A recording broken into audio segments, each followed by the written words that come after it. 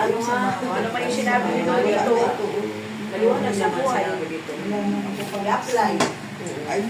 Kahit anong sabi sa inyo ni Lord dito, o ni Josue, kung ang mga Israel ay matigas ang mga ulo, hindi sila nagkaisa, walang nangyari. Hindi nila natalo yung ay.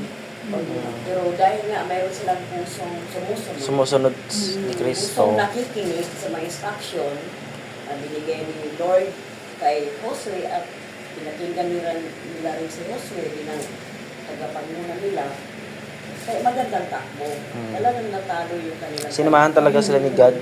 Ganun din sa atin. Nag-aaral tayo ng Biblia.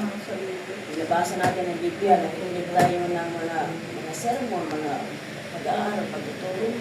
Pero hindi naman natin sinusunod talaga yung napakinggan natin. Diba? Nabasa natin. Wala rin mangyayari.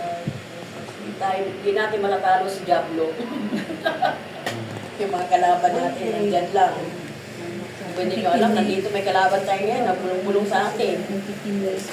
Pagpatalo tayo dyan, saan? Hindi mo maintindihan ang salita ng Panginoon. Totoo lang. Kasi nagliwalay yung isip mo. Nandito ka, pero nagliwalay yung isip mo. Wala ka rin maintindihan dito. Hindi kailangan mag-aaral ng Biblia talaga. Focus na talaga. Para mapakinggan mo, masunod mo yung sinabi ng Panginoon. Kasi wala nang tao na pupunta dito. Di na pupunta si Josue, si Moises, para ituro sa atin. Ito na nga, padala niya. Biblia.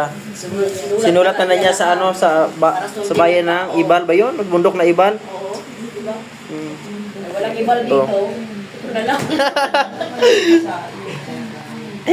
Document na niya. Oo, sinulat na lang. Detalyado pa. Mayroong Ibal na nasulat ang kautusan. Oo. Itong Ibal na to, ito na nga.